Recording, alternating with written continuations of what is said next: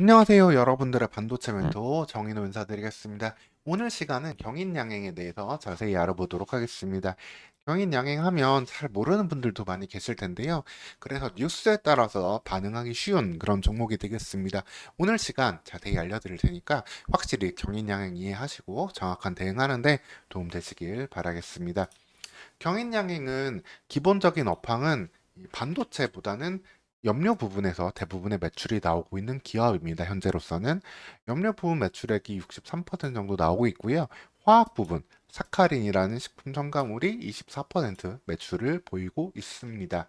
즉 여기까지만 본다면 경인양행이 과연 반도체랑 무슨 관계가 있는 회사인가?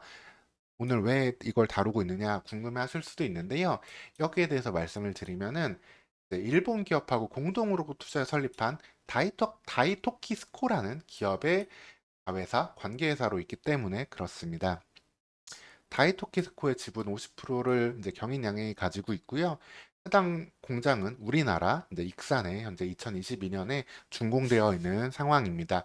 그러면 다이토키스코는 어떤 제품을 만드는 기업이냐 말씀드리면은 포토레지스트 라는 제품의 포토레지스트, 우리말로는 감광액이라고 하는데요. 그 감광액의 원료가 되는 감광제를 만드는 기업입니다. 즉, 이 감광제라는 소재가 있어야만 포토레지스트를 만들 수 있고요.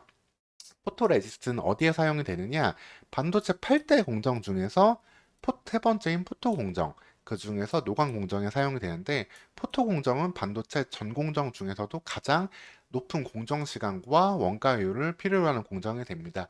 이 공정은 반도체 웨이퍼에다가 회로를 새겨 넣는 그러한 공정이기 때문에 그러하고요. 이제 빛에 반응하는 성질을 이용해 설계 마스크 위로 빛을 투과해서 포토레지스트가 도포된 웨이퍼 위로 미세 회로를 형성하는 공정, 즉 회로를 만드는 공정에 포토레지스트 감광액이 필수적으로 사용되고 거기에 원료가 감광제다. 이를 통해 가지고 경인양행은 반도체 관련주로 혹은 포토레지스트에 이제 쇼티지 현상이 났을 때 한 번씩 관심을 받는 기업이 되었다고 볼 수 있겠습니다. 그러면 이 감광제가 실질적으로 경인양행에 현재까지는 도움을 주고 있느냐? 이 부분을 궁금해서 이제 오늘 시간 찾아보고 말씀을 드리는데요. 일단 기대감은 좀 컸습니다. 왜냐하면 저 포토레지스트 줄여서 PR이라고 하는데 이 PR은 일본 회사들이 대부분 이제 독점을 하고 있는 시장이거든요. 물론 우리나라 이제 동진 세미캠이 3D 낸드향으로는 좀 많은 매출을 보이고 있지만 동진 세미캠을 제외하고는 감광액에서는 여전히 일본 기업들이 강세를 보이고 있고 이 일본 기업들 중에 이제 스미토모 화학과 후지필름에 감광제 납품을 하기로 한 회사가 바로 이 다이토키스코였기 때문입니다. 이를 통해서 경인양행은 한번 본업을 넘어서 새로운 기대감을 가져볼 수 있었는데 하지만 2023년 상반기까지는 여전히 아쉽게도 좀 실망이 더 큰 상황입니다. 상반기까지 보면은 매출액은 더욱 줄었고요.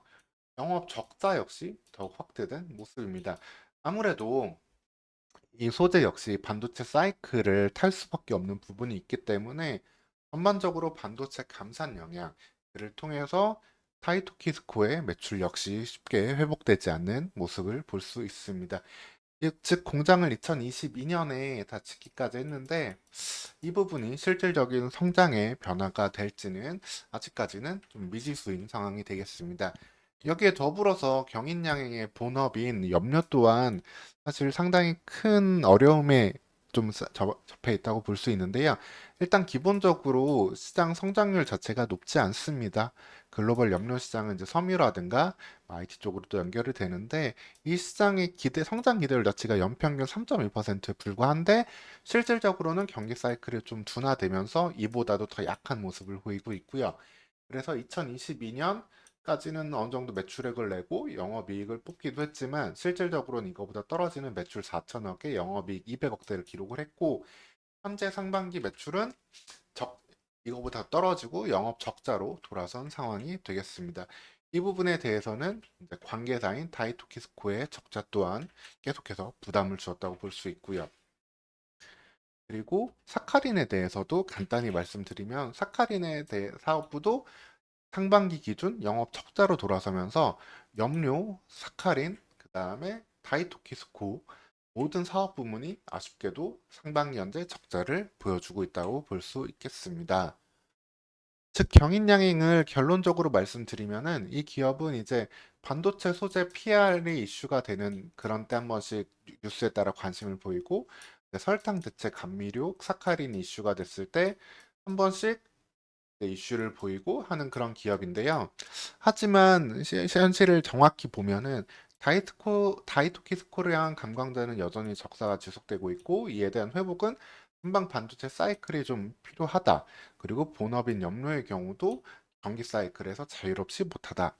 즉, 이런 기대감에 따른 움직임과는 달리 기업의 실질이 회복까지는 상당한 시간이 필요할 수 있고요.